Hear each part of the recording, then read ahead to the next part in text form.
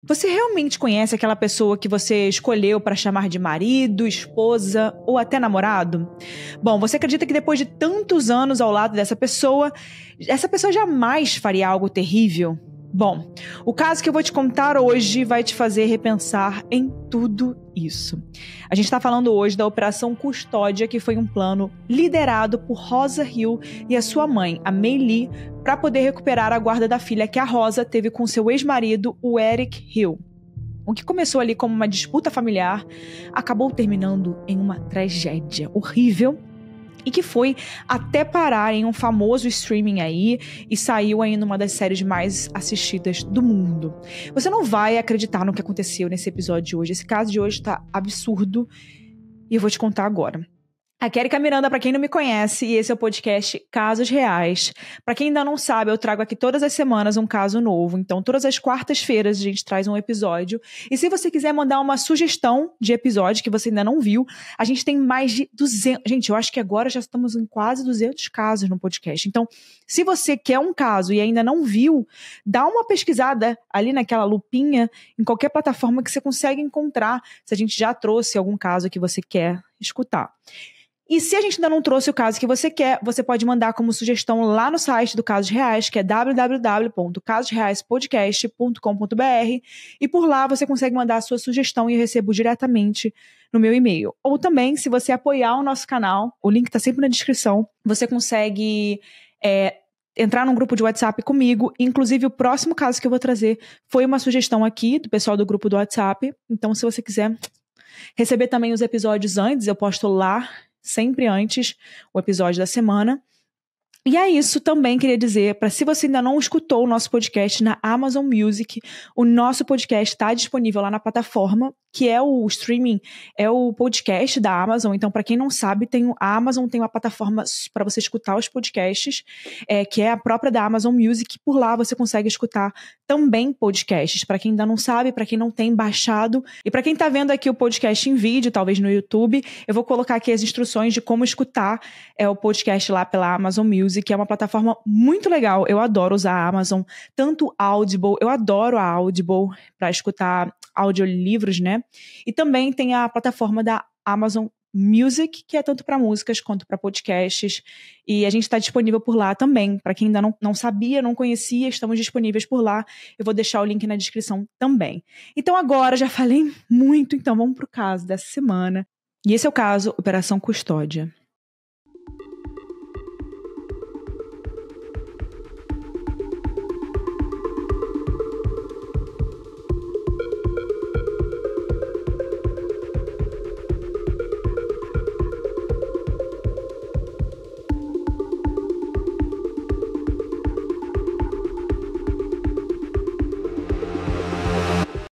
O Eric Hill, ele era um homem que morava no condado de Alameda, que fica na Califórnia. Ele trabalhava no serviço social da cidade como técnico de elegibilidade do programa Medical Medicaid, que é um programa estadual da Califórnia que ajuda pessoas que não têm condições ali para poder arcar com despesas médicas, para poder pagarem ali algumas dessas despesas médicas. Ou seja, o Eric, ele analisava se as pessoas estavam aptas ou não a receberem esse tipo de ajuda do Estado. E ali no escritório que ele trabalhava, o Eric conheceu a May Lee, uma colega de trabalho que ele descreveu como divertida e extrovertida. Segundo ele, a May tinha facilidade para fazer amigos. Em outubro de 2002, a May convidou o Eric e mais alguns amigos ali do escritório para darem um passeio. Quando a May foi buscar o Eric de carro para esse passeio, quem estava dirigindo era Rosa, a filha de May. De acordo com o Eric, a Rosa era muito inteligente e tinha um perfil analítico. Ela era engenheira numa empresa de tecnologia no Vale do Silício. O Vale do Silício, para quem não sabe, é um lugar ali que abriga muitas startups e empresas globais de tecnologia. Essa região fica na Califórnia e tem empresas tipo Apple, Facebook, Google. É um lugar referência em inovação nessa área da tecnologia. A Rosa e o Eric, eles começaram a conversar, gostaram bastante um do outro e depois desse passeio eles tiveram alguns encontros, alguns dates. Então, com isso, eles começaram a namorar depois de um tempo. O Gregory, o pai do Eric, conta que nessa época o filho era muito feliz, estava muito animado. A Rosa era a primeira namorada séria do Eric e tudo parecia estar indo muito bem entre eles. Mas apesar disso, o Gregory também notou um hábito meio estranho da Rosa. Quando o Gregory ia tentar ali conversar com ela, a Rosa, ao invés de responder direto para o Gregory, como seria normal, né, conversando com uma pessoa, ela sussurrava a resposta no ouvido do Eric, que tinha que retransmitir a mensagem para o pai, para o Gregory. No começo, as pessoas achavam que a Rosa fazia isso porque ela era tímida, talvez, né? A gente não sabe. Mas com o tempo, os familiares e amigos do Eric começaram a observar melhor esse hábito que ela tinha e começaram a desconfiar que era uma técnica de controle e manipulação que ela tinha. Até porque, ali no dia a dia do casal, a Rosa mostrava um comportamento bem ciumento e controlador. Só para vocês terem uma ideia, a Rosa ela tinha o costume de ouvir todas as conversas que o Eric tinha no telefone por meio de uma extensão na casa. Ou seja, ela ficava vigiando ele pelas conversas ali no telefone em outros cômodos da casa. E ele sabia disso. O que foi considerado pelo Gregory, o pai do Eric, um hábito muito estranho. Apesar da Rosa mostrar essas características ali de comportamento controlador, o que eu chamaria de red flags, né, de bandeiras vermelhas, isso não foi suficiente para afastar o Eric. Com isso, eles continuaram. Então, em fevereiro de 2004, ele pediu Rosa em casamento, o que deixou toda a família animada. Apesar de perceberem esses pontos esquisitos que eu comentei, essas red flags, que já eram red flags na época, né? Todo mundo ali queria que o Eric fosse feliz, claro. Então, se ele estava feliz e ele estava realizando esse sonho de casar, ter filhos, então as pessoas do círculo dele ficaram bem animadas que ele estava conseguindo construir essa família que ele sonhava, não é? Vou colocar aqui as imagens da Rosa e do Eric juntos, né, do casal, para vocês terem uma noção de como era aquela época ali dos dois juntos. Rosa e Eric, então, começaram a planejar o casamento e essa fase de planejamento teve muita interferência ali da May, que é a mãe da Rosa, e ela dava várias ideias e tinha uma personalidade muito forte. Então, ela estava ali começando a aparecer mais no relacionamento. A Rosa, ela geralmente acatava as sugestões da mãe e acabava que o Eric também aceitava essas ideias porque ele fazia tudo para ver a Rosa feliz. O Eric afirma que foi muito feliz nesse período, mas que depois disso, as coisas começaram a piorar. Em abril de 2005, Eric e Rosa se casaram. E para celebrar a lua de mel, eles viajaram para o Havaí, para poder curtir as praias bonitas, desestressar ali da rotina do dia a dia e comemorar o casamento, né, que é uma data muito importante para qualquer casal. Mas aparentemente, eles não conseguiram aproveitar esse momento nem um pouco. Por conta de todos os estresses que eles tinham passado ali antes do casamento, né? O planejamento, toda aquela preparação de um casamento. O Eric também trabalhando dobrado para poder arcar com as contas do casal, mais as contas do casamento e da lua de mel. Então eles acabaram ali tendo várias discussões no Havaí, na lua de mel. Em uma dessas brigas, a Rosa tentou dar um soco em Eric. Sim, gente. Ela não acertou ele, mas o Eric afirmou que aquele foi o primeiro sinal sério que mostrava ali do que a Rosa era capaz. E também, talvez, do que viria pela frente. E quando eles voltaram dessa viagem, os dois estavam cheios de dívidas. Gente, inclusive aqui eu queria dizer uma coisa. Eu tô planejando meu casamento, né? E eu diria uma coisa. Gente, não casa se você for fazer dívidas. Ou aquelas dívidas que você saiba que você pode pagar. Enfim, porque... Ai, gente, pega esse dinheiro, faz alguma outra coisa. Vai viajar. Mas não faz dívida pra fazer casamento. Eu acho isso tão... minha opinião, Érica, eu acho tão... Por exemplo, agora eles estão tendo várias discussões por causa disso, sabe? Enfim, antes da gente continuar aqui, beba água. Não faça despesas no seu casamento, não faça dívidas pra casar e beba água. Como eu falei, o Eric estava ali arcando com as despesas também normais do casal e ainda tinha o casamento e a lua de mel para pagar, então esses problemas financeiros geraram cada vez mais brigas, que normalmente são os maiores problemas em um casal, são problemas financeiros, né? O Gregory conta que Rosa era muito manipuladora com dinheiro e que pressionava o Eric para sempre conseguir mais e mais, como se ele fosse uma, abre aspas, vaca leiteira. Alguém ali que a Rosa pudesse extrair dinheiro quando ela bem entendesse, né? Além disso, a vida dentro de casa também não era muito boa. O Eric conta que a Rosa ficava muito irritada, obrigando ele a sempre pisar em ovos quando ele estava perto dela. A partir de um certo momento, o Eric ele começou até a ficar com medo de conviver com ela. Mostrando cada vez mais o seu comportamento controlador, a Rosa ainda passou a demandar que o Eric não falasse mais com os amigos e nem com a própria família dele. E para agradar ela, o Eric realmente se afastou das pessoas mais próximas dele, das pessoas que ele amava. Alguns meses depois do casamento, a Rosa ficou grávida. E claro, o Eric ficou muito feliz com isso, porque ele sempre teve o sonho de ter uma família grande e feliz. Em 21 de junho de 2006, nasceu Elizabeth, a filha do casal. Nessa época, o Eric trabalhava em 2 empregos, como eu disse, para poder sustentar todas aquelas despesas da família. Ele conta que ele dormia muito pouco. E mesmo que ele tentasse de tudo para fazer o relacionamento com a Rosa funcionar, as discussões só aumentavam. E nesse período, a Rosa começou a ameaçar o Eric, falando que ia pedir divórcio. Ela também ia cada vez mais para a casa da mãe com a Elizabeth, que era bebê, se afastando do Eric e, consequentemente, também afastando a criança do pai. O Eric ele voltava todos os dias do trabalho para uma casa vazia.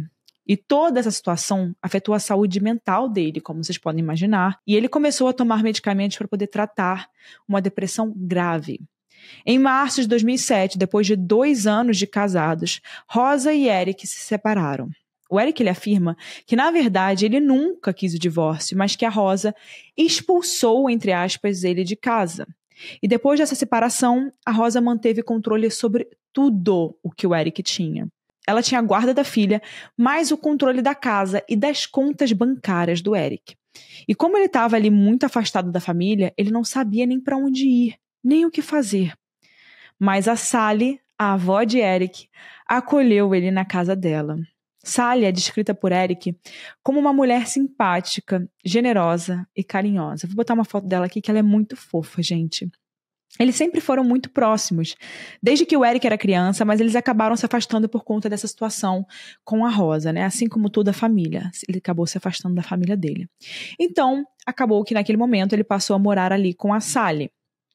Em junho de 2007, 3 meses depois do divórcio, o Eric tentou visitar a Elizabeth. Ele queria muito ver a filha e participar da festa de aniversário de 1 aninho dela. E como vocês viram, o Eric não estava tendo muito contato com a filha, né? Mas a Rosa disse não e que o Eric não poderia ver a filha. Isso, claro, deixou ele com muita raiva. E naquele momento ele tomou uma decisão muito importante. O Eric decidiu entrar com um processo contra a Rosa para ficar com a guarda da Elizabeth. Então começou ali uma guerra entre os dois pela guarda da menina. E a Rosa fez de tudo o que podia para poder ganhar essa briga, por mais baixo que ela tentasse ir, né? E como vingança pelo Eric ter entrado com o processo, a Rosa enviou um e-mail para o trabalho dele, inventando várias mentiras, dizendo que o Eric tinha parado de tomar medicações para depressão e que ele ainda estava planejando fazer um tiroteio no escritório, como se fosse um massacre na empresa. Gente, o Eric nem armas tinha. E ele ainda alegou que também não tinha parado de tomar nada de medicação. Mesmo assim, ele foi afastado do trabalho para investigarem a situação e o Eric foi obrigado a consultar um psiquiatra. No final das contas, foi concluído que as acusações de Rosa eram realmente falsas. Eric voltou a trabalhar e ainda conseguiu uma grande vitória na justiça. Ele conseguiu a guarda compartilhada da Elizabeth. O plano da Rosa foi um tiro contra o próprio pé e finalmente o Eric voltou a ver a filha. Mas para ele, imagina, foi um choque ver a menina de novo, porque a última vez que ele tinha visto a filha, ela era uma bebê recém-nascida. E agora a Elizabeth já tinha 1 ano. O Eric acabou perdendo ali os primeiros passos dela e vários momentos importantes da vida da pequena Elizabeth, né? O que deixou ele muito chateado. Segundo ele mesmo conta. Alguns meses depois, a Rosa foi ainda mais longe. Ela denunciou o Eric para a polícia, acusando ele de abusar sexualmente da filha. O objetivo dela era fazer o Eric perder a guarda que ele tinha conseguido. O Eric comenta que essa foi uma fase muito difícil para ele. Ele tinha muito medo de perder o emprego e também de ser preso, né? De nunca mais poder ver a filha ou, enfim. E um crime tão brutal como esse, porque imagina, você ser acusado de que você fez isso com a sua própria filha é muito pesado, né? Mais uma vez, as alegações da Rosa foram consideradas falsas pela justiça. E foi aí que as coisas pioraram ainda mais. A Rosa se tornou cada vez menos cooperativa e parou de obedecer ao que a justiça mandava. E, além disso, ela constantemente entrava em conflito com o mediador ali da vara da família. Todas essas alegações falsas que ela fez contra o Eric e os conflitos com a justiça foram minando a confiança que a justiça tinha nela. Afinal, ninguém mais acreditava nela. E por conta dessa situação toda, o Eric ele foi recebendo cada vez mais a guarda da filha, gradualmente, até que chegou um momento em que ele conseguiu 100% a guarda legal da Elizabeth. Mas a Rosa e a May não aceitaram isso, e para recuperar a guarda da Elizabeth, elas criaram um plano que elas chamaram de Operação Custódia. E é por isso que a gente está trazendo esse caso aqui de hoje, gente. O plano era basicamente invadir a casa de Eric, tirar a vida da avó dele, a Sally, e depois obrigar o Eric a escrever uma carta. E nessa carta o Eric iria confessar, entre aspas, que ele tinha matado a própria avó porque a Sally tinha confrontado ele sobre aquele abuso sexual de Elizabeth, né? Então a Rosa e May matariam o Eric e fariam parecer que tinha sido ali que ele teria tirado a própria vida dele, né? E com isso, na lógica delas, não teria mais ninguém para poder cuidar da Elizabeth, além da própria mãe. E a guarda da criança iria para Rosa, e a carta ainda provaria que a Rosa tinha razão o tempo todo, né? Que o Eric era sim um molestador e que ele tinha feito isso contra a própria filha. Em 7 de janeiro de 2009, Rosa e May seguiram o seu plano e invadiram a casa de Sally, a avó do Eric, né? Gente, elas eletrocutaram ela com uma arma de choque e depois estrangularam a avó da Elizabeth, a Sally, até a morte. Rosa e May enrolaram o corpo, né, com lençóis e jogaram a Sally dentro de uma lata de lixo, com a cabeça para baixo, e deixaram ela em um galpão que ficava no quintal da casa da Sally. Gente, a Sally tinha 91 anos. A partir daí, a Operação Custódia não saiu tão bem como elas tinham planejado ali no início. A Sally, ela já tinha sido casada com o avô do Eric, mas depois da morte do marido, ela começou a namorar o Lester Rowe, que também tinha 91 anos. Esse relacionamento já durava mais de 10 anos, e eles eram muito grudados, carinhosos, se amavam muito e estavam sempre juntos um do outro. E eles tinham o hábito de se ligarem sempre às 4 da tarde para poder conversar e também tomarem ali um drink juntos. E eles nunca atrasavam. E esse hábito acabou atrapalhando a Operação Custódia. Nesse dia, 7 de janeiro de 2009, quando deu 4 horas da tarde, o Lester ligou para Sally, mas ela não atendeu, claro, né? Então o Lester continuou ligando várias vezes, até dar mais ou menos ali por volta das 5 da tarde. Então ele começou a ficar cada vez mais preocupado que alguma coisa tivesse acontecido com a Sally, talvez um infarto, uma queda. Algo aconteceu, porque isso não era normal da Sally. Ela sempre estava lá naquele horário programado dos dois, era tipo sagrado. Então, por volta das 5 horas, o Lester pediu para Jeff e Ute Rowe, que era o genro e a nora dele, para darem um pulo na casa de Sally para poder checarem ela, conferir o que estava acontecendo.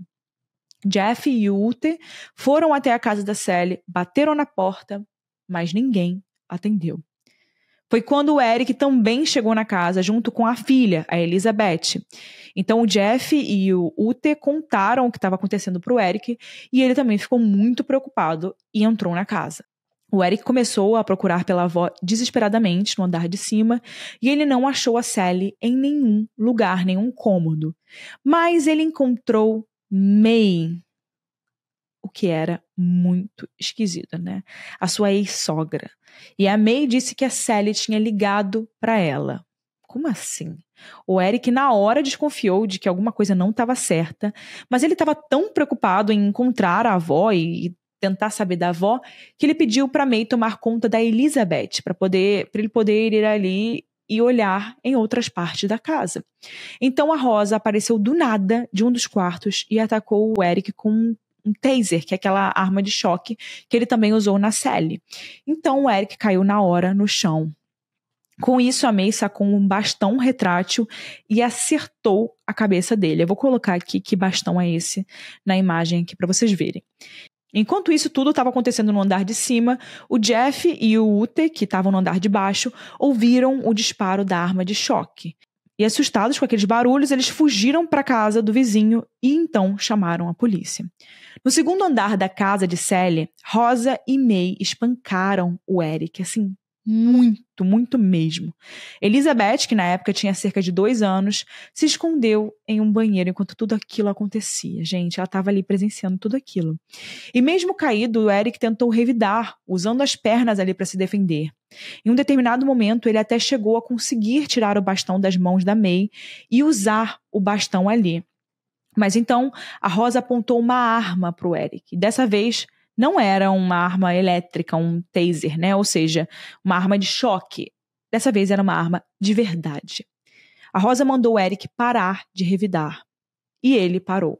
A May perguntou ali pro Eric se ele abriria a mão da guarda da filha. E sob a mira da arma e com medo, né, de, enfim, morrer naquele momento, ele tinha certeza que ele ia morrer naquele momento, o Eric disse que sim, que claro que sim, né? Então a polícia chegou na casa. Rosa, quando ouviu os policiais, se escondeu em um quarto, mas manteve o Eric na mira da arma por uma porta entreaberta. Quando a polícia subiu para o segundo andar, a cena que eles viram foi o Eric e May no corredor, um de frente para o outro, e os dois sangrando. Tinha sangue, assim, para todo lado. E essa cena não dava nenhuma dica para os policiais do que tinha acontecido ali, então eles não tinham ideia de quem era a vítima e de quem era o agressor. E por conta disso, eles pediram para todo mundo colocar as mãos para cima. E depois eles investigam o que aconteceu, né? Mas naquele momento, eles precisam acabar com aquela cena e botar todo mundo com as mãos para cima, enfim. E ao invés de colocar as mãos para cima, o Eric decidiu correr para um quarto para poder sair da mira da arma da Rosa. Então ele foi imobilizado pelos policiais com uma arma de choque. E no final das contas, todos os 3 foram levados dali, o que acabou salvando o Eric e acabando com a Operação Custódia. O Eric foi levado, então, na viatura. May, que estava ali com o rosto machucado da briga, foi levada em uma ambulância. Eu vou colocar aqui fotos do Eric na viatura e também de como a May foi encontrada. A Rosa também foi levada pela polícia e a Elizabeth ficou com uma assistente social. Na viatura, o Eric pedia desesperadamente para encontrarem a avó dele, né? Porque, gente, tudo isso acontecendo, mas cadê a Sally? Que era a maior preocupação dele, porque, enfim, ele chegou na casa da avó e encontrou aquela cena. Então, cadê a minha avó? E ninguém naquele momento tinha reparado na velha. Assim, cadê a velha? Porque os policiais chegaram ali, eles não sabiam que, na verdade, aquilo tudo aconteceu porque ele estava procurando a Sally, a avó dele, né? Então, isso ali ainda tava, ele ainda tava assim, gente, ok, mas e o que aconteceu com a Sally, né? E ele tava desesperado tentando chegar nesse assunto, né?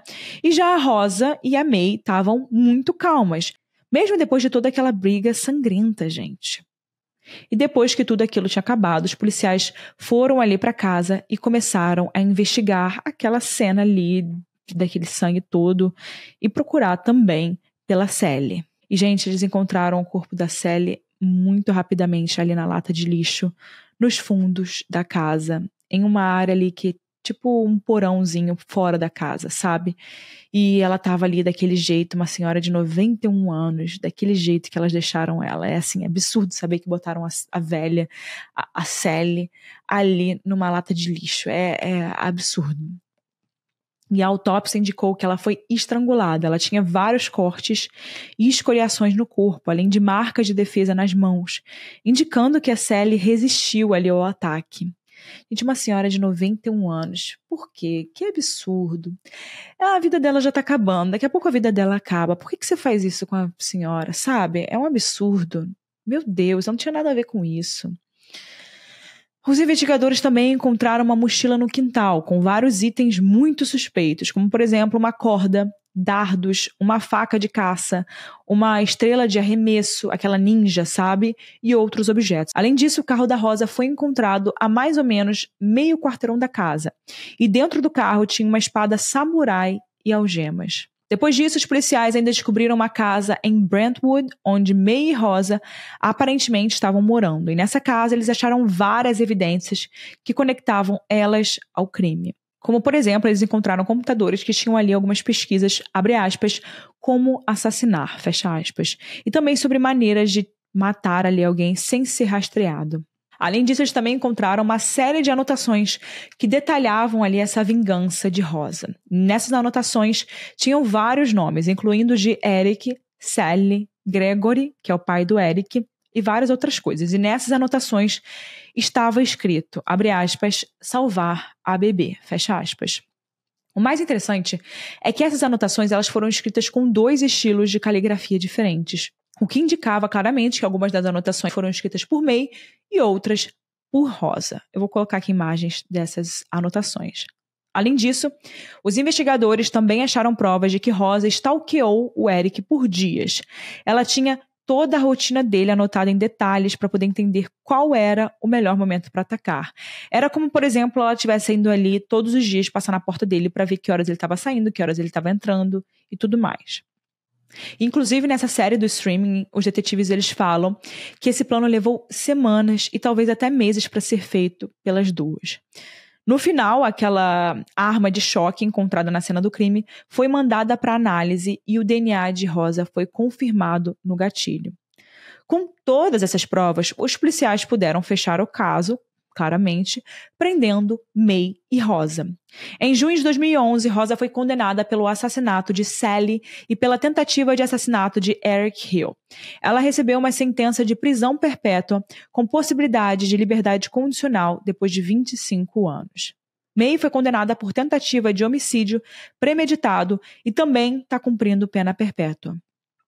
As duas estão na Central California Women's Facility, que é uma prisão estadual só para mulheres. A Rosa, agora em 2024, quando a gente está gravando esse caso, tem 49 anos e a May tem 71 anos. O Eric, ele inclusive fala uma coisa muito interessante que eu queria trazer aqui para vocês hoje. Abre aspas, a ironia de tudo isso é que eu levei a vida que a Rosa e eu falamos sobre ter, e ela perdeu tudo isso, fecha aspas. Embora a situação toda tenha causado muitos traumas, o Eric ele ainda afirma que hoje em dia ele e a filha estão bem e que eles conseguiram seguir em frente. Claro que não é fácil ser pai solteiro, mas o Eric afirma que a Elizabeth se tornou uma mulher incrível. Hoje, em 2024, a Elizabeth completou 18 anos. E quanto a Lester, ele ficou de coração partido com a morte de Sally, né, o namorado da Sally. O Eric disse que, abre aspas, Lester amava Sally e quando ela morreu, ele ficou arrasado, fecha aspas. A Sally viveu uma ótima vida e ela não merecia ter tido esse final de vida tão cruel. O Lester ele acabou falecendo pouco menos de um ano depois do assassinato de Sally. E no final de todo episódio eu trago a minha opinião, então a partir de agora é o que eu acho sobre esse caso, depois de ter assistido essa série, depois de ter pesquisado, depois de ter feito esse caso aqui pra vocês. Então, bora lá para minha opinião e também depois o Lucas, o nosso roteirista, vai dar a opinião dele também. Então, gente, acho um momento muito oportuno para poder trazer esse caso, porque acho que o Lucas vai falar sobre isso também. Existe uma denominação, acho que não é uma doença, mas é um transtorno psiquiátrico que se chama folia Deux, que inclusive a gente está trazendo agora, tá um tema em alta, porque teve o filme do Coringa, o Joker 2, acabou de sair, eu já assisti, e talvez agora você já tenha assistido, que quando esse episódio for ao ar, talvez já vai ter passado um tempo. Não um tempo, mas assim, 2 semanas, assim. E eu acho muito interessante porque acaba que traz esse tema, essa transtorno psiquiátrico para mais pessoas, né? Basicamente, folia Deux é tipo um transtorno A2, seria a tradução, acho que isso em francês. E basicamente a gente já trouxe em outros episódios, acho que faz bastante tempo que a gente não fala sobre isso, mas eu já trouxe um médico psiquiatra para poder falar sobre isso. E acho que vou até tentar resgatar esse episódio. Eu vou conseguir colocar aqui na tela para vocês. Mas é muito interessante, porque assim como o Coringa, a Lady Gaga, a Arlequina e o Coringa, eles realmente vivem num mundo imaginário deles, e que assim que um sai dessa ilusão, dessa psique, dessa loucura, o outro meio que se desestrutura, né? Então, assim, é quando duas pessoas elas estão compartilhando da mesma, eu vou dizer loucura, porque eu acho que é mais fácil de ser entendido, mas da mesma criação mental que eles fizeram. Então, eu acho que nesse caso, a mãe e a filha, as duas, a Rosa e a May, elas realmente ficaram tanto tempo envolvidas nesse caso, elas se aprofundaram tanto tempo, elas pesquisaram tanto sobre o que fazer, stalkearam tanto o Eric, que elas estavam nutrindo uma raiva tão grande, uma vontade de vingança tão grande, que criou essa loucura das duas juntas, né? De cometer um crime e achar que elas iam sair ilesas e que nada ia acontecer com elas. E, enfim, de tirar uma vida de uma senhora de 91 anos a custo de nada. Então é realmente uma loucura compartilhada. E eu queria trazer, porque eu acho um tema muito interessante, a gente já trouxe, mas eu sempre acho interessante porque a gente consegue ver como realmente duas pessoas, às vezes, elas conseguem fazer coisas que sozinhas elas não fariam, ou uma outra pessoa consegue sustentar aquela ideia e aquela loucura que dentro daquele relacionamento aquilo acaba se tornando até normal. É uma ideia que acaba virando normal, aquele compartilhamento de ideia daquelas duas pessoas, né? Isso acontece com pessoas muito próximas, normalmente são irmãos, normalmente são namorados, normalmente são marido e mulher, nesse caso mãe e filha. Não sei te dizer claramente aqui se esse é um caso de folia deux, porém, folia dos, deux, gente, eu traduzo como se fosse, né, um português lido, folia dos, não sei, porque realmente é um caso que me parece ser. Mas então é isso, eu fico muito triste que, enfim, a gente não traz muitos casos em que uma senhora de 91 anos tenha sido assassinada. Graças a Deus eu não trago muito caso sobre isso. Mas eu fico muito triste quando eu vejo imagens da Sally e falo, gente, poxa, ela ia falecer daqui a uns anos, sabe? Tipo, o Lester, o namorado dela, faleceu um ano depois. Por que tirar a vida da senhora? Deixa ela viver a vida dela, ela tava bem.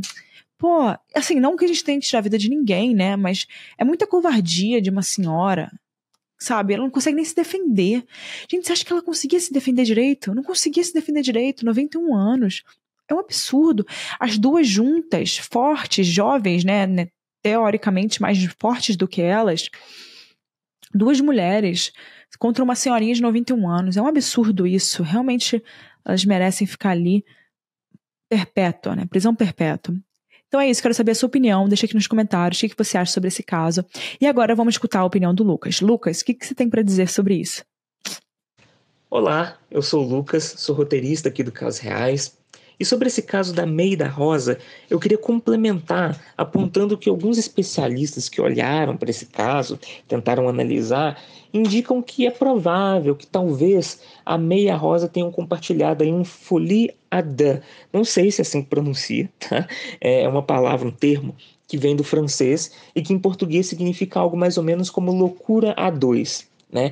Essa loucura a dois é uma síndrome psiquiátrica, né, em que duas ou mais pessoas próximas de uma mesma família elas vão compartilhar uns sintomas psicóticos aí, como ilusão, e talvez tenha sido isso que tenha acontecido com a May e com a Rosa ali, que levaram ela a crer até a crença de que elas poderiam fazer ali o que elas fizeram para poder recuperar a guarda da criança, né? Esse tipo de transtorno, ele leva mesmo, costuma levar algumas pessoas a cometerem atos radicais, atos mais extremistas. Então esses analistas eles apontam que talvez é possível que isso tenha acontecido. É certo que isso aconteceu, que elas tiveram esse transtorno? Não é certo, não tem nada confirmado, mas eu queria complementar falando que algumas pessoas apontam que isso pode ter relacionado. Existem paralelos aí que levam a crer que elas tiveram esse transtorno.